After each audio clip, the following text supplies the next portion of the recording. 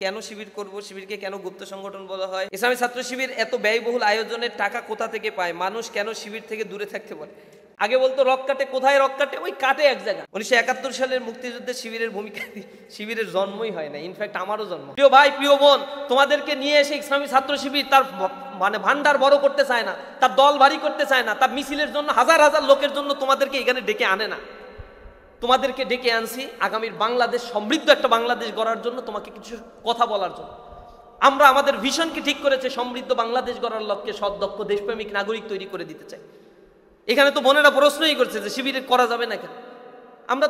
আমরা হচ্ছে বাছাই করে করে লোক নেই, আমরা গণহারে লোক নেই না। সুতরাং ছাত্র শিবিরে ঢুকানোর জন্য যে এই জাতীয় প্রোগ্রামগুলো করছি, এগুলো মনে করার কোনো কারণ নাই। এটা অন্তর থেকে বলছি, এটা মনে করার কোনো কারণ নাই। আমাদের এত অভাব পড়ে না, এত দেউলিয়াও ইসলামী ছাত্র শিবির না আসে। ইসলামী ছাত্র শিবির এত ব্যয়বহুল আয়োজনের টাকা কোথা থেকে পায়, মানুষ কেন শিবির থেকে দূরে থাকতে বলে। টাকা আমরা আমাদের পকেটের টাকা দেই, একটা অংশ, এটা we are bound to pay.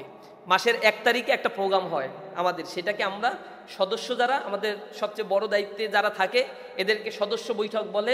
ওই বৈঠক 1 তারিখে হয়, বাধ্যতামূলক সবাইকে এই বৈঠকে এসে পকেটের টাকা দিয়ে, আগে বাইতুল মাল দিয়ে এরপরে বৈঠকে ঢুকতে হয়। সে যদি 300 টাকা বাইতুল মাল মানে তার টিউশনি করে আয় করে, তাহলে সেখান থেকে 50 টাকা মিনিমাম 50 টাকা তাকে এখানে দিতে হয়। এরপরে আমাদের নিচের স্তরে আছে, সেকেন্ড ক্যাটাগরিতে আছে অ্যাসোসিয়েট বলি আমরা, সাথী লেভেলটা বলি। ওরাও এই 2 তারিখের বৈঠক হয়, 2 তারিখে বৈঠকে আসলে আগে পকেট থেকে টাকাটা দিয়ে নেয়, উইলিংলি দেয়। এটা এরকম না যে মানে না দিলে বৈঠকে ঢুকতেই পারবা না, কারো ইনকাম না থাকলে দেবে কোথা থেকে? যাদের ইনকাম আছে, আর সবারই ছাত্র শিবির যারা করে টিউশন করে ভালো ইনকাম করে। তৃতীয় ক্যাটাগরি হচ্ছে কর্মী, এখানে লক্ষ লক্ষ কর্মী আছে, তাদেরও বৈঠক হয় 3-4 তারিখের দিকে। ওই বৈঠকে আসলে তারাও আবার টাকা দেয়। এই টাকাগুলো আবার সুষ্ঠু ব্যবস্থাপনা হয়, যে টাকা দিল, আমারে জমা দিল, আমি নিয়ে যাই 5 স্টার হোটেলে মজা মাস্তি করে খাইলাম, একটা গাড়ি চালাইলাম আর হুন্ডার পেছনে ঘুরে বেড়াইলাম। এইটা আমাদের সিস্টেম না। ওই টাকা যে দেবে ওইটা আবার সভাপতি ধরতে পারে না, ওইটার ধরার জন্য আবার বাইতুল মাল সম্পাদক আছে। কিন্তু বাইতুল মাল সম্পাদক যিনি থাকেন, তার আবার খরচ করার এখতিয়ার নাই অনুমতি ছাড়া।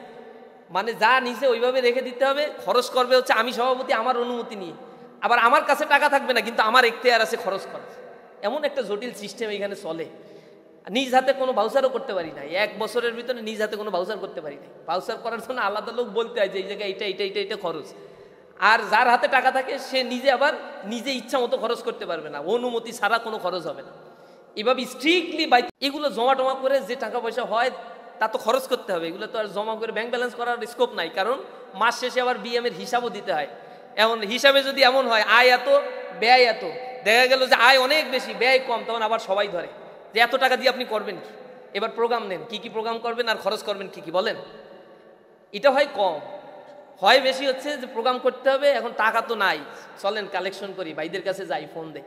এভাবে করে আমাদের সংগঠনটা চলতে থাকে। এই প্রোগ্রাম করার জন্য হয়তো অনেক টাকা কোনো জায়গা থেকে পায় নাই, কিন্তু প্রোগ্রামের নিয়াত করছে। আর বিভিন্ন সাবেক ভাইরা যারা এই বিশ্ববিদ্যালয়ে পড়াশোনা করে চাকরি বাকরি করতেছে, তাদেরকে ফোন দেওয়া শুরু করছে, তারা বিকাশে টাকা পাঠায় দিছে, এম ক্যাশে টাকা পাঠায় দিছে, সেগুলো নিয়ে এই প্রোগ্রামটা করা হচ্ছে। এগুলো কারো ব্যক্তিগত সম্পত্তি থেকে করা হয় না, প্রত্যেকের ছোট ছোট দান থেকে একটা অনুদান তৈরি হয়, একটা বড় ফান্ড তৈরি হয়, সেটা থেকে এই কাজটা করা হয়।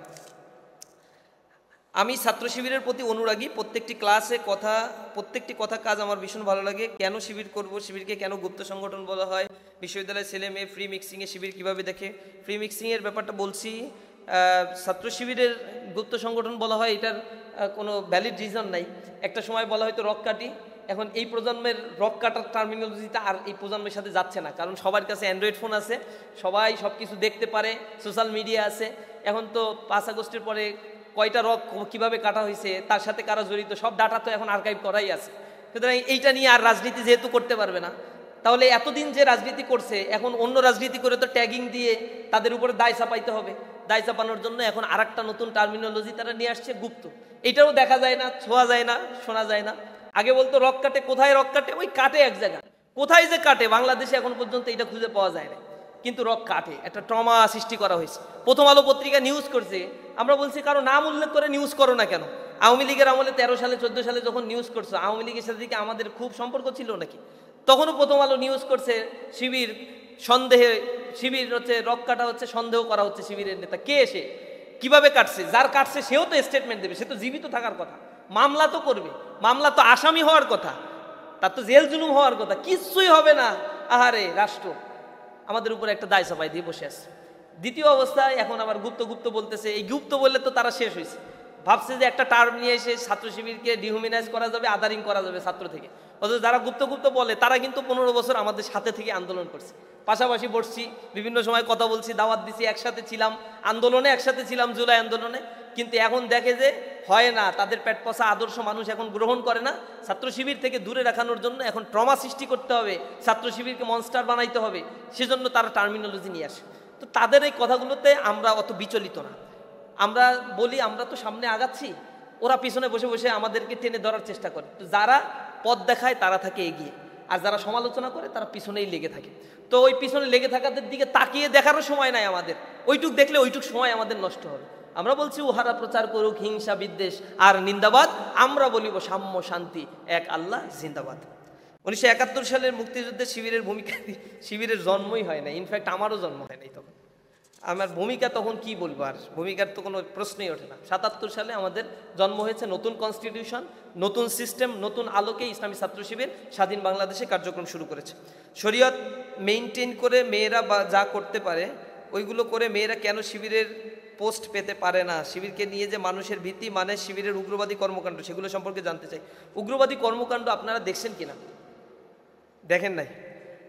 টকশোতে বামরা বলে এসে যে শিবিরকে এখন যেভাবে দেখছেন আসলে ওরা ওইভাবে না, ওরা এখন ভালো সাজছে ভোট পাওয়ার জন্য, ছাত্রদের কাছে যাওয়ার জন্য, পরে আবার অন্যরকম হয়ে যাবে, এরকম বলে। তা আমরা বলছি তাহলে কোন সময় উগ্র ছিল? এমন একটা সময়ের কথা বলবে যখন আপনার জন্ম হয় নাই, যাতে আপনারা বোঝানো সহজ আর কি। ওরা ওইরকম ছিল। আবার এই প্রজন্ম যখন আমাদের বিরোধিতা যারা করে, তারা আবার ওই বুড়া বয়সে যে এরা বলবে শিবির একসময় এরকম ছিল, তখন কিন্তু আমাদের সময় এরকম ছিল, এখন নাই ভালো হয়ে গেছে। এইগুলো বলতেই থাকবে, এগুলো চিরাচরিত একটা নিয়ম, এটা স্বাভাবিক বিষয়, এটা নিয়ে আমরা বিচলিত হই না। আমাদের বোনদের ব্যাপারে আমরা তো বলেছি আমাদের সকল প্রোগ্রামে তারা অ্যাফিলিয়েটেড হতে পারে। লিডারশিপের ক্রাইটেরিয়ায় বাংলাদেশে এখনো পর্যন্ত আমরা মনে করছি সামাজিক যে পরিস্থিতি, তাতে আমাদের বোনদের জন্য আলাদা প্ল্যাটফর্ম থাকা উচিত, এবং সেটা আছে। সেই প্ল্যাটফর্মের সভানেত্রী হয় তাদের নিজেদের মধ্য থেকে। বাংলাদেশের একটা ছাত্র সংগঠন, এরকম বড় বড় অনেক ছাত্র সংগঠন আছে কোনো যারা মেয়েদেরকে বোনদেরকে অ্যাকোমোডেট করে, কিন্তু জীবনে একটা কেন্দ্রীয় সভাপতি বোনেদের মধ্য থেকে হয় না। পাওয়ার এক্সারসাইজে তাদের খালি মিছিলে সামনে রাখায় হাঁটানোর জন্য, লিডারশিপে তাদেরকে দেবে না। এরপরে হচ্ছে কয়েকজনকে নিয়ে আসে, অধিকাংশ অ্যাকোমোডেট হয় না। আবার যখন ইসলামী ছাত্র শিবির বোনদেরকে লিডারশিপ কোয়ালিটিতে নিয়ে আসার জন্য ছাত্র সংসদগুলোকে অ্যাকোমোডেট করছে, এরপরে স্লাট শেমিং শুরু করছে, এমন বুলিং শুরু করছে, ট্যাগিং শুরু করে দিছে যে অতিষ্ঠ হয়ে গেছে। এমন বাজে বাজে জিনিসগুলো তারা করছে। কিভাবে লিডারশিপে আসবে তারা, কিভাবে আসবে? এরপরে আমরা দেখতে পাচ্ছি যে ছাত্র সংগঠনগুলো করার কারণে ছেলে মেয়ে একসাথে যখন করে তখন শ্লীলতাহানির ঘটনাগুলো ঘটছে, বিবাহ বহির্ভূত সম্পর্ক হচ্ছে, এরপরে প্রতারণা করছে। এই অভিযোগে অনেক নেতৃবৃন্দের সাথে অনেক বোনেদের এই সম্পর্কের কারণে এখন মেসাকার হয়ে গেছে, জীবন হেল হয়ে যাচ্ছে। এরপরে আত্মহত্যা করছে, এই ঘটনাও তো ঘটছে। আমাদের সোশ্যাল স্ট্রাকচার তো এই পর্যায়ে চলে গেছে। সুতরাং আমরা মনে করছি যে লিডারশিপ কোয়ালিটির জায়গা থেকে বোনেদের আলাদা প্ল্যাটফর্ম, নিজেদের নেতৃত্ব, নিজেরা নিজেদের জায়গায় সবচেয়ে গুরুত্বপূর্ণ ভূমিকা রাখতে পারলেই সেটা বর্তমান সময়ের জন্য ভালো হবে। এবং ইসলামী ছাত্র শিবির লিডারশিপের জায়গায় ছাত্রদের নিয়ে কাজ করবে। সামগ্রিক ইউনিক প্রোগ্রামগুলো করার ক্ষেত্রে সবাইকে এঙ্গেজ করেই ইসলামী ছাত্র শিবির তাদের প্রোগ্রামগুলো করে থাকে। শিক্ষার্থীদের ক্যারিয়ার গঠনে শিবির কীভাবে সহায়তা করে?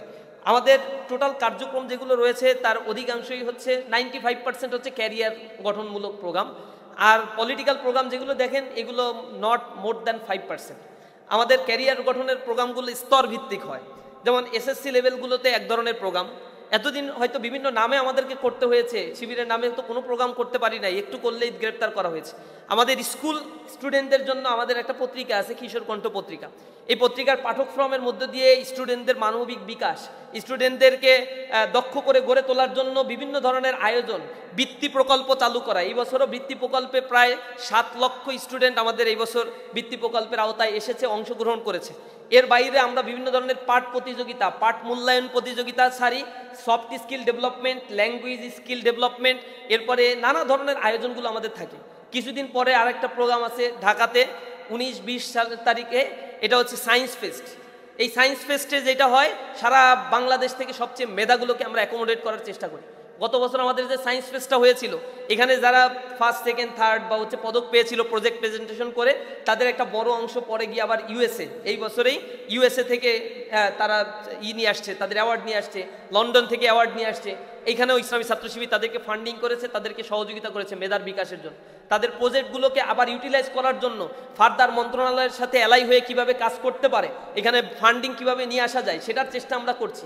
আবার এই যে ছোট ছোট মেধাগুলোকে নারিশ করার জন্য পৃথিবীর বিভিন্ন জায়গায় আমাদের ভাইয়েরা, যেমন অক্সফোর্ডে আমাদের ভাইয়েরা পড়াশোনা করছে, সেখানে জব করছে, ক্যামব্রিজে পড়াশোনা করছে, জব করছে, ক্যালিফোর্নিয়া স্টেট ইউনিভার্সিটিতে পড়াশোনা করছে, ইউনিভার্সিটি অফ মালায়তে পড়াশোনা করছে, বা পৃথিবীর একেবারে টপ র্যাঙ্কিংয়ের যে ইউনিভার্সিটিগুলো আছে, এই ইউনিভার্সিটিগুলোতে যারা পড়াশোনা করছে তাদের সাথে আমরা একটা ব্রিজিং করে দিই, তাদের প্রজেক্টগুলো যেন আরও ম্যাচিউর হয়, সেজন্য ওই রকমভাবেই তাদেরকে তৈরি করার জন্য ইসলামী ছাত্র শিবির এই ব্রিজিংয়ের কাজগুলো করে থাকে। হয়তো সীমাবদ্ধতা আছে, 4 কোটি স্টুডেন্ট, আমাদের সীমাবদ্ধতার কারণে আমরা সবার কাছে পৌঁছাতে পারি না, কিন্তু ইসলামী ছাত্র শিবির ক্যারিয়ারের স্কুল লেভেলে এই কাজগুলো করে। ইন্টারমিডিয়েটে আমরা কোচিং সার্ভিসগুলো দিয়ে থাকি, ফ্রি কোচিং ক্লাসগুলো করিয়ে থাকি, পার্সোনাল মেন্টরশিপ করিয়ে থাকি, এরপরে তাদেরকে বৃত্তি প্রকল্পের আওতায় নিয়ে এসে সহযোগিতা করার জন্য চেষ্টা করে থাকি। একাডেমিক্যালি তাদের ক্যারিয়ার কাউন্সিলিং প্রোগ্রাম করার মধ্য দিয়ে তাদের রাস্তাটা কেমন হবে ওয়েটা আমরা বলে দেই। যেমন এসএসসি পরীক্ষার পরে এবার যারা A+ পেয়েছিল তাদের নিয়ে আলাদা ক্রাইটেরিয়ায় প্রোগ্রাম করা হয়েছে। আমরা 80% এসএসসিতে A+ প্রাপ্ত ভাই বোনদের কাছে আমরা এই বছর পৌঁছানোর চেষ্টা করেছি। ক্যারিয়ার কাউন্সিলিং প্রোগ্রাম, সামনে ইন্টারমিডিয়েটে পড়াশোনা কিভাবে করতে হবে, ইউনিভার্সিটিতে সিট কেমন আছে, কত প্রতিকূলতা, কী ধরনের কম্পিটিশন আছে, সেই ক্ষেত্রে ইসলামী ছাত্র শিবিরের যে কোচিং সার্ভিস যেভাবে সহযোগিতা করতে পারি সেভাবে আমাদের কথাগুলো আমরা বলার চেষ্টা করি। আমরা জাস্ট রাস্তা বলে দেই, সে যেখান থেকেই সার্ভিস নেয় আমাদের সাথে আপত্তি থাকে না। এরপরে ইউনিভার্সিটিতে পড়ার পরে আমরা চেষ্টা করি first year, second year, third year কীভাবে প্রিপারেশন নিলে তুমি ভালো করতে পারবা, এই জিনিসগুলো আমরা অ্যাকোমোডেট করার জন্য চেষ্টা করি। যেমন আজকের এই প্রোগ্রামে সম্ভবত এখানে টিচাররা এসে ক্যারিয়ার কাউন্সিলিং প্রোগ্রাম করে গিয়েছে। এই যে আপনাদের এখন বর্তমান যে কম্পিটিটিভ একটা এজ চলছে এবং এটা শিফটমেন্ট হয়ে লেবার ইকোনমি থেকে ক্যাপিটাল ইকোনমিতে শিফট হচ্ছে, এই ক্যাপিটাল ইকোনমিতে শিফটিংয়ের পরে এখানে এমন মারাত্মক পরিস্থিতি সৃষ্টি হচ্ছে, আনএমপ্লয়েডের সংখ্যা অনেক বেড়ে যাচ্ছে এবং শিক্ষিত বেকারের পরিমাণ বাংলাদেশে 70%, টোটাল বেকারের 70% হচ্ছে দে আর এডুকেটেড, তারা অনার্স মাস্টার্স পাস করার পরে সার্টিফিকেট নিয়ে বেরোচ্ছে, চাকরি পাচ্ছে না। এখন আপনারা দেখেন একটা স্ট্রাগল করে এই পর্যন্ত আসছেন। আপনারা যখন ক্লাস 1-এ ভর্তি হয়েছিলেন 26 লক্ষ স্টুডেন্ট ভর্তি হয়েছিল, আপনারা যখন 9-এ এসে এসএসসির জন্য রেজিস্ট্রেশন করেছেন তখন 19 লক্ষ স্টুডেন্ট রেজিস্ট্রেশন করেছে, 7 লক্ষ স্টুডেন্ট সেখানেই ঝরে পড়ে গেছে। এরপরে যখন রেজিস্ট্রেশন করে 2 বছর পরে পরীক্ষা দিতে বসলেন 13 লক্ষ স্টুডেন্ট পাস করলো, আপনাদের সাথে সেইখানে 8 লক্ষ স্টুডেন্ট বা 7 লক্ষ স্টুডেন্ট ঝরে পড়ে গেল। এরপরে আবার এইচএসসিতে গিয়ে যখন আবার পরীক্ষা দিল, তারা 2 বছর পরে গিয়ে এইচএসসি রেজাল্ট দিল, 7 লক্ষ পাস করলো, সেখান থেকে আবার 6 লক্ষ ঝরে পড়ে গেল। তাহলে জার্নিটা ক্লাস 1 থেকে শুরু করছেন 27 লক্ষ, এই বছর যারা ইন্টারমিডিয়েট পরীক্ষা দিল তাদের পর্যন্ত এই জার্নিটা এসে 7 লক্ষ 20 লক্ষ স্টুডেন্ট ঝরে পড়ে গেল। তাহলে আপনি স্ট্রাগল করে অনার্স পর্যন্ত আসলেন, আসার পরে এখন আপনি ঢাকা ইউনিভার্সিটিতে ট্রাই করছেন, হয় নাই, অন্য আরও কিছু ইউনিভার্সিটিতে ট্রাই করছেন, হয় নাই, আপনার যেখানে হয়েছে মেরিটে সেখানে আপনি এসে ভর্তি হয়েছেন। এখন এইখান থেকে তো একটা রঙিন স্বপ্ন আপনি দেখছেন, অনেক ভালো কিছু করবেন, কিন্তু আপনার এই ইউনিভার্সিটিতে যারা পড়েছে ওই 7 লক্ষর মধ্যে 62,000 পড়তে পেরেছে, সেটা ইঞ্জিনিয়ারিং বিশ্ববিদ্যালয়, এমনি সাধারণ বিশ্ববিদ্যালয়গুলো, আর পাশাপাশি যে মেডিকেল কলেজগুলো আছে 62,000 সিট আছে, আর প্রাইভেট বিশ্ববিদ্যালয় যাদের অ্যাফোর্ড করার সুযোগ আছে সেখানে 1 লক্ষ মতো সিট আছে। এই সব মিলে ঝিলে যারা পাস করে পরীক্ষা দিয়ে এই পর্যন্ত স্ট্রাগল করে আসলো, জব সেক্টর তাদের জন্য কোথায়? আপনি বের হয়ে যাবেন, আপনার 1 বছরে একটা করে আপনি বিসিএস পরীক্ষা পাবেন, সেখানে 2,000 সার্কুলার দেয় মাত্র। আপনি দেখেন 60,000 62,000 পাস করে আপনার সাথে বের হবে, 2,000 সার্কুলার পাবেন। এরপরে যে স্ট্রাগল, এখানে তো আবার ন্যাশনাল স্টুডেন্টরাও কম্পিটিশন করে, অনেকেই এখানে কম্পিটিশন করতে আসছে। এই 4 লক্ষ স্টুডেন্ট অ্যাপ্লিকেশন করে, পরীক্ষা এত কঠিন নেয় আর কাটমার্ক এভাবে রাখে যে বাছাই করা না, ছাঁটাই করাটাই হচ্ছে পরীক্ষার উদ্দেশ্য থাকে। এখন এই যে স্ট্রাগল করে সরকারি চাকরির সার্কুলার দিচ্ছে মাত্র 1%, 99% হচ্ছে এই চাকরির পেছনে ছুটতেছে, চাকরি পায় না বিধায় একটা রিভলিউশন করে ফেললো তারা চাকরির অধিকারের জন্য, কোটা সিস্টেমের এগেইনস্টে গিয়ে চাকরি লাগবেই, কারণ হাহাকার, মনের ভিতরে একটা ট্রমা, পরিবারগুলো তারা তাদের ছেলেদের দিকে মেয়েদের দিকে তাকিয়ে থাকে, অনার্স মাস্টার্স পাস করার পর একটা ভালো চাকরি করবে, কিন্তু তাদের চাকরি হচ্ছে না। ইউনিভার্সিটিগুলোর কারিকুলামগুলো এত স্ট্রংলি তৈরি করা হয় না যে লেখাপড়ার করার সাথে সাথে ইন্ডাস্ট্রি অ্যাফিলিয়েটেড হয়ে থাকে।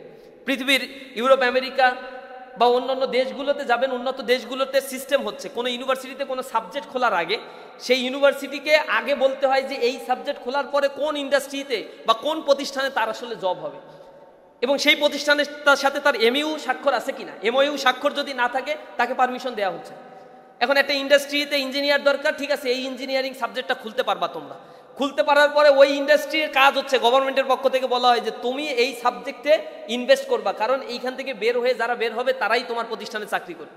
ওই ইন্ডাস্ট্রিগুলো কি করে, প্রচুর টাকা এখানে ঢালে, কারণ এই 4 বছর এদেরকে যেভাবে তৈরি করতে পারবে দিন শেষে তার এমপ্লয়িরা তত বেশি কোয়ালিফাইড হবে। আর স্টুডেন্টরাও ইচ্ছা মতো পড়াশোনা করে, তাদের তার চাকরি নিয়ে টেনশন নাই, যে বের হলেই চাকরি দে না, একটু কষ্ট দে, বের হয়ে গেলে 50-60-1 লাখ টাকার চাকরি দিয়ে দিচ্ছিস, কোনো সমস্যা নাই তো। তাদের এগুলো নিয়ে মাথায় কোনো হেডেক নাই, কোনো চিন্তা নাই। এইভাবে করে সারা পৃথিবীর উন্নত রাষ্ট্রগুলো চলছে। আমাদের সাথে স্বাধীনতা অর্জনকারী দেশগুলোর কথা বলছি আমি, আসমান থেকে আসা কোনো দেশের কথা বলি না। Singapore, Hong Kong, Taiwan, China, Malaysia, অথবা ওই যে Japan, German, Sweden, Norway, Denmark, Scandinavia, Baltic অঞ্চলের দেশ, ইতালি, গ্রিস, তিউনিশিয়া, এইসব দেশের কথাগুলোই আমি বলছি, ল্যাটিন আমেরিকার দেশের কথাগুলো বলছি আমি। এই দেশগুলো তো স্বাধীনতা অর্জন করছে বাংলাদেশের সমসাময়িক সময়ে। দ্বিতীয় বিশ্বযুদ্ধের পরে জাপান, জার্মানের তো মারাত্মক লেভেলের অর্থনীতি ধস নেমেছিল 1945 সালে। জাপানে হিরোশিমা নাগাসাকিতে বোম ফেলা হয়েছিল, এরপরে তার অর্থনীতি এইভাবে রিভাইভ করবে এটা তো অকল্পনীয়। জার্মানি প্রথম বিশ্বযুদ্ধে হারলো, দ্বিতীয় বিশ্বযুদ্ধেও হারলো। 2 বিশ্বযুদ্ধে হারার পরে তার অর্থনীতি ভঙ্গুর একটা অর্থনীতি। দ্বিতীয় বিশ্বযুদ্ধ চালাতে গিয়ে টোটাল ইউরোপ রুগ্ন মানুষে পরিণত হয়েছিল। সেই ইউরোপ আবার পৃথিবীতে নেতৃত্ব দিচ্ছে because utilisation of human resources. আমি 1971 সালে স্বাধীনতা অর্জন করলাম, কিন্তু আমি 50 বছর পরে এসে এখনো বলি আমার দেশের 60% জনগোষ্ঠী দারিদ্র সীমার নিচে বসবাস করছে। হিসাব কিতাব করে সরকার বলে যে এটা হচ্ছে 6,20,00,000 মানুষ, তারা তাদের দৈনিক চাহিদা পূরণের জন্য ক্যাপাবল না, এফোর্ড করতে পারছে না তারা। এই দেশে এরকম অবস্থা হওয়ার কারণটা কি? 50 বছর পরে টেকনিক্যাল এডুকেশন আমাদেরকে কেন দেওয়া হয় না? আমাদের কেন কটেজ ইন্ডাস্ট্রি গড়ে তুলতে দেওয়া হয় না? কি কারণে হাইটেক ইন্ডাস্ট্রি করে করে কিছু মানুষের কাছে সম্পদের পাহাড় কুক্ষিগত করে রাখা হয়েছে? কেন সালমান এফ রহমানকে, এই দরবেশ বাবাকে এত বড় বড় ইন্ডাস্ট্রির পারমিশন দেওয়া হচ্ছে? কি কারণে এক ইসলামী ব্যাংক থেকে 76,000 কোটি টাকা শুধু লোপাট করে নিয়ে এসালম গ্রুপ চলে গেল? কি কারণে বাংলাদেশে এখন পর্যন্ত 6,44,000 কোটি টাকা ঋণ খেলাপি রয়েছে? একটা দেশে 1 বছরে যা বাজেট হয় সেই পরিমাণ বাংলাদেশে ঋণ খেলাপি রয়েছে। ইউ কান্ট ইমাজিন কি পরিমাণে টাকা লোপাট করা হয়েছে। ব্যাংকগুলো চলে আমাদের কারেন্ট ফ্লোতে। আপনি টাকা জমা দিয়ে আসেন, আর ঋণ নিতে যান, ঋণ দিবে না, ঋণ দেয় তেলো মাথায় তেল দেয়া। বড় বড় ইন্ডাস্ট্রি, ওই বড় গ্রুপ আছে যেগুলো, সেই গ্রুপগুলোকে লোন দিবে। কেন আমি পাস করে বের করার পরে আমাকে ট্রেনিং দিয়ে ছোট্ট একটা ইন্ডাস্ট্রি করে তোলা যায় না? একটা ইন্ডাস্ট্রি যদি কেউ করতে চায় 19টা কাগজ তার তৈরি করতে হবে। এই দপ্তরে ঘুষ দাও, ওই উপদপ্তরে যাও, অমুকের পেছনে ছোট। আমাদের যারা দাস সার্ভেন্ট হওয়ার কথা, বিসিএস এ চাকরি করে, তারা হচ্ছে সিভিল সার্ভেন্ট, জনগণের সেবক হওয়ার কথা। এই দাসগুলো, সেবকগুলো আমাদের উপরে, মাথার উপরে উঠে বসে, আমাদেরকে তুচ্ছ জ্ঞান করে। আমরা গেলে ঘুষ চাই, স্পিড মানি চাই, যেগুলো না দিলে তোমার ফাইল সরবে না। মন্ত্রণালয়গুলো ঘুষের আখড়াখানায় পরিণত হয়েছে। এই দুষ্ট চক্রটা যতক্ষণ পর্যন্ত ভেঙে দেওয়া সম্ভব না হবে ততক্ষণ পর্যন্ত এই দেশের উন্নয়ন হবে। দেশটা এখন ডেমোগ্রাফিক ডিভিডেন্ড সুবিধা নিয়ে চলছে। ডেমোগ্রাফিক ডিভিডেন্ড সুবিধা হচ্ছে একটা নির্ধারিত সময় একটা রাষ্ট্রের কর্মক্ষম জনগোষ্ঠীর পরিমাণ যখন সর্বোচ্চ থাকে তখন সেটাকে ডেমোগ্রাফিক ডিভিডেন্ড বলা হয়। তো বাংলাদেশে এই মুহূর্তে 65% যুবক রয়েছে যারা কর্মক্ষম। এটা 2030 সালে গিয়ে দাঁড়াবে 70%। এরপরে গ্রাজুয়ালি ইট ডিক্লাইন, এটা আস্তে আস্তে কমতে থাকবে। আবার এরকম সুবিধা আমরা পাবো 80 বছর পরে গিয়ে। এই যে বিজনেস সাইকেলটা হয়, এই বিজনেস সাইকেলটা খুবই দুষ্ট একটা চক্র অর্থনীতির ক্ষেত্রে। এটা 2006 সালে শুরু হয়েছে। 6 সাল থেকে এই দেশকে নিয়ে চক্রান্ত করছে ভারত, যাতে এই দেশের শিক্ষা কাঠামোটা একটা আধুনিক কর্মমুখী একটা শিক্ষা কাঠামোতে দাঁড় না হয়। যুব শ্রেণী বের হয়ে যাবে, চাকরি খুঁজতে থাকবে, নেতার পিছনে ছুটতে থাকবে। অনার্স মাস্টার্স পাস করার পরে 10,000 15,000 টাকার চাকরির জন্য তাকে ইন্টারভিউ দিতে দিতে পায়ের তলা খালি করে ফেলতে হয়। হাস্যরস করা হয় এদেশের যুবকদের নিয়ে, হাস্যরস করা হয়। বলা হয় 15,000 টাকা 20,000 টাকা বেতন তোমাকে দেয়া হবে, এরপরে তোমার অনার্স পাস করতে হবে, মাস্টার্স পাস করতে হবে কোনো একটা ভালো ইউনিভার্সিটি থেকে। সিজিপিএ 3.5 এর উপরে থাকলে ভালো হয়। এসএসসি এইচএসসিতে 4.5 থাকলে অগ্রাধিকার দেয়া হবে। যদি সায়েন্সের ছাত্র হও তাহলে তোমাকে আরো একটু গুরুত্ব সহকারে বিবেচনা করা হবে। কতটা তামাশা করা হয় চিন্তা করেন এই দেশের জনগণের সাথে। এত ক্রাইটেরিয়া, তাহলে তুমি কেন বাংলা পড়াও আমারে দিয়ে? কেন গন্ডায় গন্ডায় সমাজ বিজ্ঞানের সাবজেক্ট খুলে নিয়ে বসে আসো, চাকরির ব্যবস্থা করতে পারো না? রাষ্ট্র এই চিন্তাটুকু কেন করে না তার জনগণকে নিয়ে? জনগণকে দাস বানিয়ে রাখার একটা প্রবণতা। যে ছাত্রদের কথা আমি বললাম, অনার্স পর্যন্ত আসতে গিয়ে 20 লক্ষ ছাত্র ঝরে পড়ে যায়, এই 20 লক্ষ ছাত্রদের নিয়ে কি ধরনের পরিকল্পনা এই রাষ্ট্র করে থাকে? অথচ এই 20 লক্ষ ছাত্র যখন রিক্সা চালায়, কুলি মজুর হয়, ক্ষেত খামারে কাজ করে, ছোট ছোট দোকান গড়ে তোলে, অনেক চাঁদা দিয়ে টিকে থাকতে হয়, তাকে সার্ভাইভ করতে হয়। আবার এর কাছ থেকে 15% ভ্যাট নিয়ে রাষ্ট্র তার বিশাল বড় বাজেট করে, আর ওই বাজেটগুলো মন্ত্রী মিনিস্টার যারা হয় তারা লোপাট করে নিয়ে যায়, বড় বড় ব্যবসায়ী হয় যারা ব্যাংক লুট করে নিয়ে চলে যায়। এই হচ্ছে আমাদের পড়ার মানে একটা অর্থনীতি আর কি, এবারে কি বলবে, এটা দুষ্ট চক্রের একটা অর্থনীতি। এই জন্য ক্যাপিটাল ইকোনমি ভালো না, এই জন্য সোশ্যাল ইকোনমিক সিস্টেমগুলো আমাদেরকে ধ্বংস করে দিচ্ছে, পুঁজিবাদী অর্থনৈতিক ব্যবস্থা ধ্বংস করে দিচ্ছে। ওয়েলফেয়ার ইকোনমির কথা আমরা বলছি, কল্যাণমুখী রাষ্ট্র। বর্তমান ইকোনমিস্টরা বলে সম্পদের decentralisation is the biggest problem, resource is not only the problem. কিন্তু ইকোনমিক্সে আমরা যারা পড়তে আসছি, এখানে ইকোনমিক্স আছে, শুরুতেই যাবা ক্লাসে শিক্ষকরা পড়াবে we have limited resources but unlimited wants. আমাদের লিমিটেড রিসোর্স আছে, আনলিমিটেড ওয়ান্টস আছে। স্যামুয়েলসন এগুলো শিখাই গেছে, অ্যারিস্টটল এগুলো শিখাই গেছে। এই জিনিসগুলো স্যামুয়েলসনের এই থিওরিগুলো এখন তোমারে পড়ায়। এরপরে এই পুঁজিপত্তিতার মূল লক্ষ্য হচ্ছে পুঁজিবাদীদেরকে সাইড করে দাও আর তোমাকে বুঝানো যে তোমার তো সম্পদ কম কিন্তু চাহিদা তো অনেক, এগুলো মিলাই জিলাই তোমরা একটু চলো, মাথার ভিতরে এইগুলো ঢুকায় তোমাদের।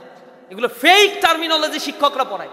রিসোর্সের কোনো কমতি নাই। আল্লাহ রাব্বুল আলামিন পৃথিবীতে মানুষকে পাঠিয়েছেন, মানুষের খাদ্যের ব্যবস্থাও আল্লাহ দিয়েছেন।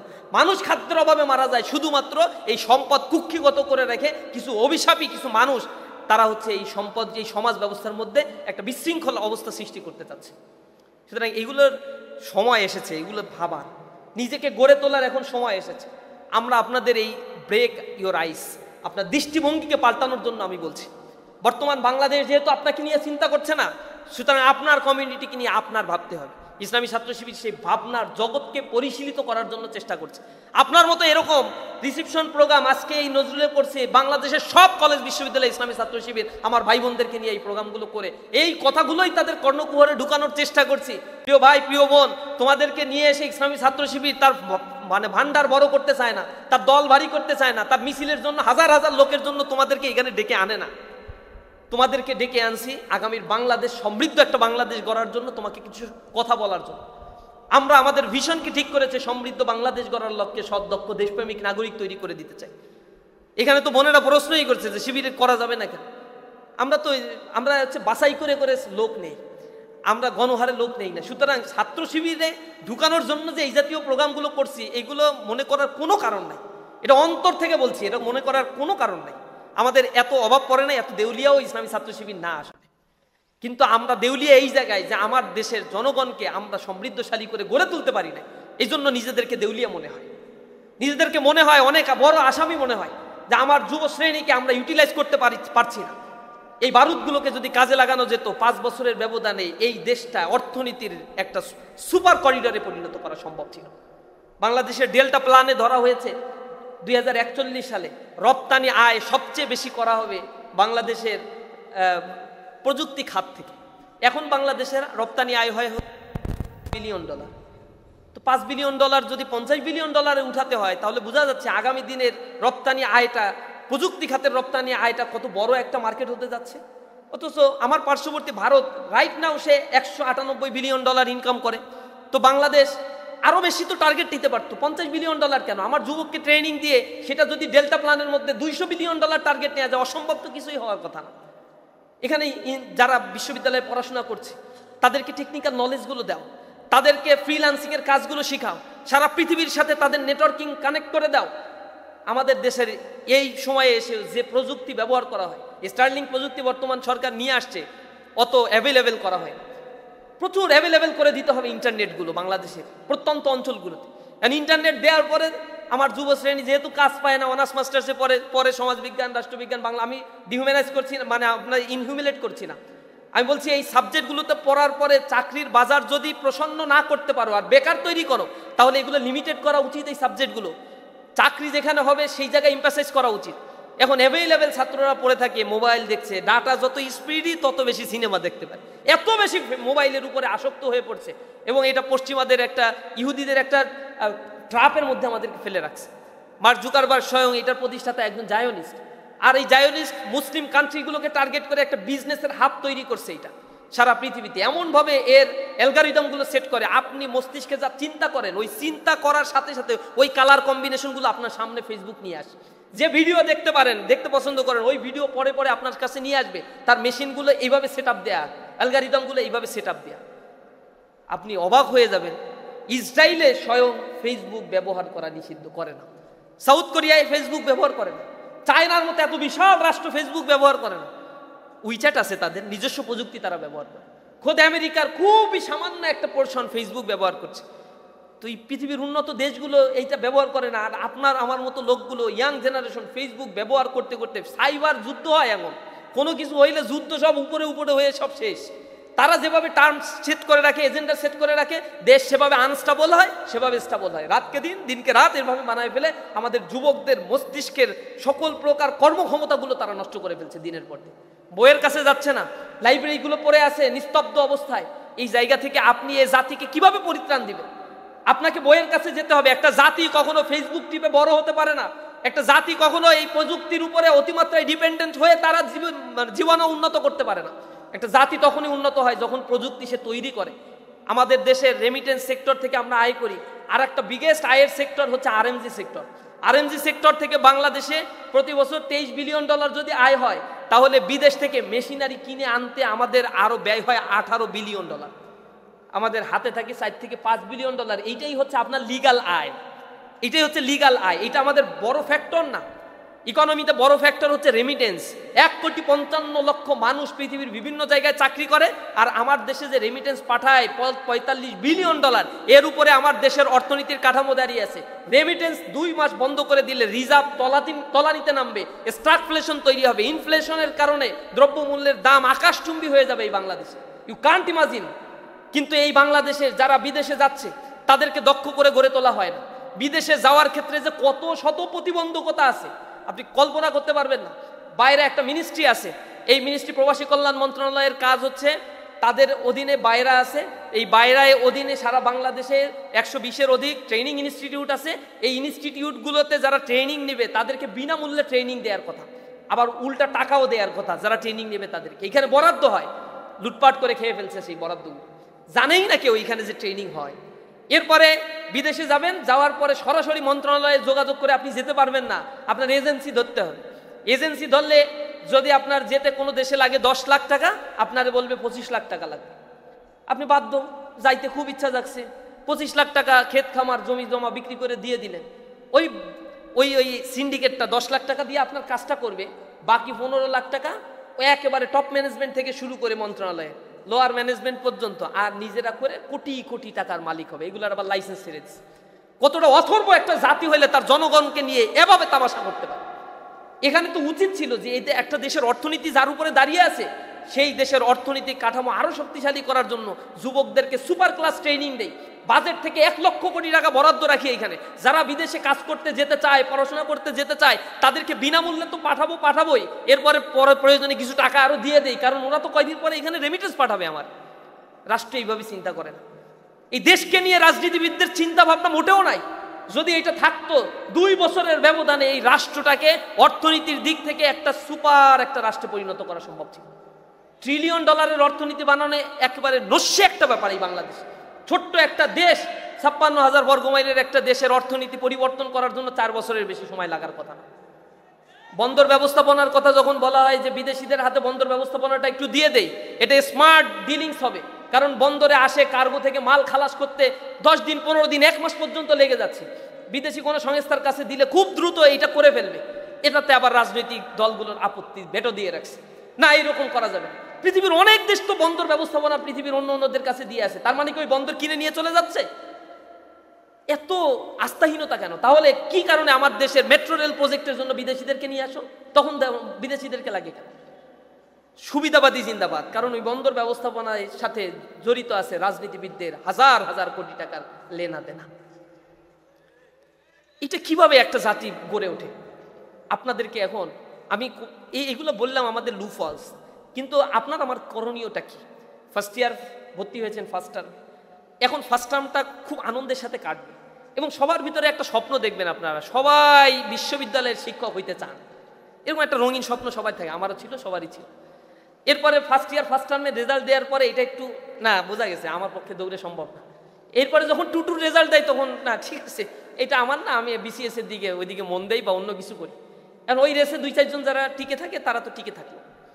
একটা সময় ছিল আওয়ামী লীগ যখন চালাইতো তখন ক্যাম্পাসগুলোতে একটা প্রবলেম ছিল, র্যাক ছিল, দেন তার পিছনে ঘুরতে হইতো। ফার্স্ট ইয়ার আসলে গণরুম গেস্ট রুম ছিল, আমরা ঢাকা বিশ্ববিদ্যালয়ে এটা নিয়ে আন্দোলন করে গণরুম গেস্ট রুম ভেঙে দিয়ে সব সিট করে ফেলছি, স্থায়ী সিট, যে এটা এরপরে যে আবার গণরুম গেস্ট রুম করতে চাইবে তারে সরকারের মেহমানখানায় অর্থাৎ জেলখানার গণরুমে পাঠায় দেবে। জেলখানায় কিন্তু গণরুমে থাকতে হয়, সব ওয়ার্ডগুলো হচ্ছে ইলিশ ফাইল, কেসকি ফাইল, এইগুলো দিয়ে থাকতে হয়, ছোট্ট জায়গা, অনেক লোক রাখে। তো গণরুমে থাকার যদি বেশি ইচ্ছা জাগে, কোনো নেতা যদি আবার গণরুমের কথা বলে সেই নেতারে ওই গণরুমে পাঠায় দিতে হয়। আমরা প্রত্যেকটা বিশ্ববিদ্যালয়ে বলছি শিক্ষার্থীরা তাদের মেধার ভিত্তিতে হলের সিটগুলো পাবে, এগুলো বলে দিয়েছি। এখন স্টুডেন্টরা হ্যাপি, তারা স্বাধীনভাবে তাদের কথাগুলো বলতে পারছে, স্বাধীনভাবে তাদের কার্যক্রমগুলো পরিচালনা করতে পারছে। ফার্স্ট ইয়ার ফার্স্ট টার্ম আসার পরে এরকম হয়, এখন এমন হয় যে সিনিয়রের কাছ থেকে তো আবার সিট নিতে হয়, আমি জানি না আপনাদের এখানে এই সিস্টেম আছে কিনা। এখন সিট নিতে গিয়ে সিনিয়ররা এত র্যাক দেয়, এত ঘুরায়। এবার কিছু সিনিয়র আছে আইডি হচ্ছে 30, না না ঠিক ঠিক আমি আমার ভার্সিটির অভিজ্ঞতা বলছি, আপনাদের এখানের অভিজ্ঞতা জানি। আইডি হচ্ছে 30, ক্লাসে ঠিক মতো লেখাপড়া করে নাই, উনি সিট নিয়ে বড়াই করে, ও সিট নিয়ে আপনার খুব বেশি কল্যাণ হবে না। আপনি সিটের পিছনে না ছুটে যিনি ক্লাস নেয় তার পিছনে ছুটে। কারণ হচ্ছে ইউনিভার্সিটিগুলো হচ্ছে সাচ লাইক কিন্ডারগার্টেন, এখানে প্রশ্ন যে করে, খাতা সে দেখে, এরপরে মানে সব কিছুই তার হাতে, রেজাল্টও সে করে, রেজাল্টও সে দেয়। এই জন্য পারলে ওপেকের সদস্য হন, তাতে কোনো সমস্যা নাই। ওপেক বুঝেন তো, organisation of petroleum exporting countries, যেই জায়গা থেকে তেল রপ্তানি করা হয় যে দেশগুলো থেকে। এখন শিক্ষকদের কাছে বারবার গেলে কিছু বন্ধুরা আপনাকে বলবে তুই কি ওপেকের সদস্য হয়েছিস, তা আপনি এটা আবার মাথায় নিয়েন না খুব বেশি। শিক্ষকদের সাথে ঘুরলে দিন শেষে দেখবেন আপনার রেজাল্টটা খুব ভালো হয়ে গেছে। একটা অ্যাসাইনমেন্ট আপনি করলেন, ওই অ্যাসাইনমেন্টটা আগে সাবমিশন আগে যদি ওই টিচারের কাছে গিয়ে বলেন স্যার আমি এটা করছি, কোনো দুর্বলতা থাকলে একটু বলেন, স্যার ওইটা যদি বলে দেয় তারপরে ওইটা যদি সাবমিট করেন তাহলে তো আপনি অ্যাসাইনমেন্টে ফুল মার্কটা পেয়ে গেলেন। আপনার কিন্তু মার্কসের এখানে খুব ভ্যালু করে, কারণ আপনার সিজিপিএ 3.5-এর উপরে উঠলে পৃথিবীর বিভিন্ন দেশে আপনি হায়ার স্টাডি করতে সুযোগ পাবেন। এটা আপনার মাথায় রাখতে হবে, রেজাল্টটা আপনার এখানে খুবই ক্রুশিয়াল। এদিক ওদিক করে সময়টা নষ্ট করিয়েন। অনেকে শুনে আসছেন যে ইউনিভার্সিটিতে আসার পরে তো আন্দাজে ঘুরলেই নাকি রেজাল্ট হয়ে যায়, এটা খুব আরামের জায়গা। এত আরাম না এই জায়গা, এইখানেও স্ট্রাগল করতে হবে, পড়াশোনার জায়গা এটা। এখন এই আরাম যারা করে তাদের পরবর্তীতে ব্যারামে ধরে। এখনো তো অনেক ভার্সিটির স্টুডেন্ট আমার বন্ধুরা এতদিন এই পার্টি করি ওই পার্টি করি, কত পার্টি যে করছে, পরে আর পার্টির লোকগুলা এখন আর খুঁজে পাওয়া যাচ্ছে না। বন্ধু বান্ধব এখন কেউ কারোর সাথে আর অ্যাটাচড না। হ্যাঁ সম্পর্ক রাখতে হয়, কিন্তু পড়াশোনা বাদ দিয়ে না। মিনিমাম সম্পর্ক সবার সাথেই, এই ক্যাম্পাসের এই বন্ডিংসটা কিন্তু স্টেবল একটা বন্ডিংস, খুব ভালো একটা সম্পর্ক। এমন যেন না হয় সিনিয়রের কাছ থেকে সিট নিয়ে আইসা মিথ্যা কথা বললাম যে আমি তো সিট নিয়ে আসছি, এটা বলা যাবে না। তাহলে ও যদি চায় আর চাইলে তো আমার চাইতে বেশি রেজাল্ট হবে, এরকম ন্যারো মাইন্ডেড হয়ে যায় একটা সময়। আমরা ন্যারো মাইন্ডেড হবেন না। এখানে সিজিপিএ দিয়ে কিছুই হয় না। আপনার সিজিপিএ ভালো, আরেক বন্ধুর সিজিপিএ ভালো, কিচ্ছু যায় আসে না। হইতেই পারে, এটা কিছুই না। আপনি এরকম না যে স্কুলের রেজাল্ট যে 1 হইলো আমি 2 হইলাম ও 3 হইলো, এরকম তো না। এখানে সিজিপিএ একই, প্যারালাল সিজিপিএ আরও অনেকের থাকতে পারে। এখন আপনি যদি নিয়মিত ক্লাস করেন, নোট নেন, ওই অনুযায়ী নিজে প্রিপারেশন নেন, আর যে প্রিপারেশন নিল না সে আপনার সিট নিয়ে আপনার প্যারালাল নাম্বার পাবে, এইটা মনে করার কোনো কারণ নেই। আমি বিভিন্ন স্টুডেন্টদের পড়াইছি, ইউনিভার্সিটির স্টুডেন্টদেরকেও কিছু কিছু দেখার সুযোগ হয়েছে। সেখানে ওই যে পড়ে না আর যে পড়ে এর মধ্যে তফাৎটা থাকবেই সবসময়ের জন্য। যে নোট করে সে আবার খাতায় লেখার সময়, পরীক্ষার খাতায় লেখার সময় এক্সট্রা কিছু লিখে ফেলে। এই জন্য আপনার সিজিপিএটা যদি হাই থাকে আপনার অ্যাক্সেসিবিলিটি সব জায়গায় বেড়ে গেল। অনেকে আবার বলবে সিজিপিএ দিয়ে কি হয়, আমার তো বিসিএস পরীক্ষা দিতে সিজিপিএ লাগে না। বেসরকারি পরীক্ষায় সব জায়গায় আবার সিজিপিএ এটাই কিন্তু কাউন্ট করে। আপনি হায়ার স্টাডি করতে যান ইউরোপের দেশগুলোতে তো 3.5 রেজাল্ট মিনিমাম লাগবেই। সুতরাং আপনার রেজাল্টের ক্ষেত্রে নো কম্প্রোমাইজ। ফার্স্ট ইয়ার থেকে যদি হায়ার স্টাডিটাই টার্গেট থাকে আর লেখাপড়া করতেই ভালো লাগে আপনার কাছে অনুরোধ জানাই, পৃথিবীর বিভিন্ন দেশ একেবারেই বিনামূল্যে পড়াশোনা করায়। এরপরে আবার পড়াশোনার পাশাপাশি চাকরিও করতে পারবেন, লক্ষ লক্ষ টাকা ইনকাম। এরপরে স্পাউস বিষয় আপনার সঙ্গীকেও নিয়ে চলে যেতে পারবেন, নিজেও চলতে পারবেন, পরিবারেও টাকা পাঠাইতে পারবেন, দেশে রেমিটেন্স পাঠাবেন, নিজেও সুন্দর জীবনযাপন করতে পারবেন। এখন সেই দেশগুলো কোনটা কোনটা? জার্মান, ফ্রি পড়াশোনা, শর্ত হচ্ছে জার্মান ল্যাঙ্গুয়েজ জানতে হবে। জাপান, লেখাপড়া একেবারেই ফ্রি, শর্ত হলো জাপানিজ ল্যাঙ্গুয়েজ জানতে হবে। চায়না, সেখানে তো স্কলারশিপের অভাব নাই, শর্তটা হলো চাইনিজ ল্যাঙ্গুয়েজ, মিনিমাম একটা ল্যাঙ্গুয়েজ আপনার একটু জানতে হবে। ইংলিশ জানলেও হয় স্কলারশিপ, কিন্তু চাইনিজ জানলে স্কলারশিপের কোনো অভাব নেই। এরপরে আপনি যান ইউরোপে যদি যান, তাহলে আইএলসে স্কোর লাগবে, সায়েন্সের স্টুডেন্ট হলে জিআরইতে টোফেলে একটা স্কোর লাগবে। তাহলে আপনি আপনার রেজাল্টটা যদি ভালো হয়, তাহলে ফার্স্ট ইয়ার থেকেই ইংলিশটা চর্চা বাড়ায় ফেলেন। ইংলিশটা যদি চর্চা বাড়ান, ওই ল্যাঙ্গুয়েজগুলো শেখার যদি চেষ্টা করেন, তাহলে আপনি দেখবেন যে আপনার প্রেজেন্টেশনগুলোতে আপনি ভালো নাম্বার পাচ্ছেন, আপনি বিভিন্ন ধরনের পাবলিকেশনের ক্ষেত্রে প্রেফারেন্স পাচ্ছেন। অনেকেই ফার্স্ট ইয়ার থেকে ফাইনাল ইয়ার শেষ করে ফেলবেন, দেখবেন একটা পেপার পাবলিকেশন নাই। অক্সফোর্ড থেকে একজন ছাত্র আসছিল আমার সাথে দেখা করতে, সে সেকেন্ড ইয়ারে পড়ে, অক্সফোর্ডে 3 বছরের অনার্স। সে বলতেছে থার্ড ইয়ারে পড়া তার 80টা পাবলিকেশন ইতিমধ্যে হয়ে গেছে, বয়স কিন্তু অনেক কম, অনেক কম, মানে সেকেন্ড ইয়ার থার্ড ইয়ারে কয় বছর বয়স, তার পাবলিকেশন হয়ে যাচ্ছে, কারণ ওইখানে রিসার্চ বেস পড়াশোনা করানো হয়। আপনাদের কাছে অনুরোধ জানাই, আপনারা একটা আর্টিকেল হলেও পাবলিশ করেন। কিভাবে পাবলিশ করতে হয়, আপনাদের প্রফেসর যারা আছে সেই টিচারের কাছে যান, সাবজেক্টিভ ইস্যু ক্রিয়েট করেন, রিসার্চ গ্যাপ খুঁজে বেড়ান। First year, second year, third year, fourth year শেষ করতে করতে 4টা যদি পাবলিকেশন থাকে, আইএলসে স্কোর যদি 7 পয়েন্ট থাকে, তাহলে আপনি তো অনায়াসে মাস্টার্সের জন্য স্কলারশিপ পেয়ে যাচ্ছেন, পিএইচডির জন্য স্কলারশিপ পেয়ে যাচ্ছেন। এই দেশের চাকরির পিছনে আপনার তো ছোটার দরকার নেই। এরপরে যদি মনে হয় যে না, আমার আব্বা আম্মার সাথে দেশেই থাকতে হবে, তাহলে আপনি বেসরকারি চাকরির জন্য নিজেকে প্রিপেয়ার করেন। এখন থেকে ল্যাঙ্গুয়েজটা ইংরেজি ল্যাঙ্গুয়েজ শিখেন, কম্পিউটারের প্রোগ্রামিং শিখেন, পাইথন শিখেন, R+ শিখেন, স্ট্যাটা শিখেন, SPSS শিখেন, C++ শিখেন, এরপরে এআইয়ের উপরে কাজগুলো শিখেন, আরও কিছু মার্কেটিং, ডিজিটাল মার্কেটিংয়ের উপরে কোর্স টোর্স এগুলো করা শিখেন। আপনার সার্টিফিকেটের সাথে প্লাস এক্সপিরিয়েন্স না থাকলে চাকরির জগতে আপনি কিন্তু ইনভ্যালিড হয়ে যাবেন। আপনাকে অনুরোধ জানাই, এই প্লাস দক্ষতা কিন্তু আপনাকে অনেক বাড়িয়ে রাখবে। এইটা অবহেলায় কাটিয়ে দিয়েন না, অবহেলায় কাটিয়ে দিয়েন না। একটা ছাত্র যদি আপনার সাথে বেসরকারি চাকরির পরীক্ষা দিতে যায়, আর তার সিজিপিএ 3.8, আপনার সিজিপিএ ধরেন 2.8, এরপরে দুইজনই টিকলেন, সমস্যা একজন উত্তর দেন, সমস্যা। এই দুইজনের মধ্যে কিন্তু নেবে আপনাকেই, কারণ আপনাকে দিয়ে ওই প্রতিষ্ঠান আরো 10টা কাজ করায় নিতে পারবে তারা। সেজন্য ওই 3.5-এর উপরে গুরুত্ব না দিয়ে বেসরকারি চাকরিতে গুরুত্ব দেয় হচ্ছে কার কত এক্সট্রা অভিজ্ঞতা আছে। সেদিন আমার এক ভাইয়ের সাথে দেখা হইলো, সে ডিপার্টমেন্টে খুব রেজাল্টধারী ছিল না, খুব খারাপ ছিল। এখন গ্রামীণ ফোনে সে ইঞ্জিনিয়ার হিসেবে চাকরি করে, চাকরিতে আলহামদুলিল্লাহ কয়েক লক্ষ টাকা বেতন পায়, কিন্তু সার্টিফিকেটের ওজন এত বেশি ওজন দান না, আর অত বেশি পড়াশোনা না করে ওই স্কিলের উপরে এমফাসাইজ দিয়েছে। আলহামদুলিল্লাহ তার ক্যারিয়ার সে তার মতো করে গড়ে তুলেছে।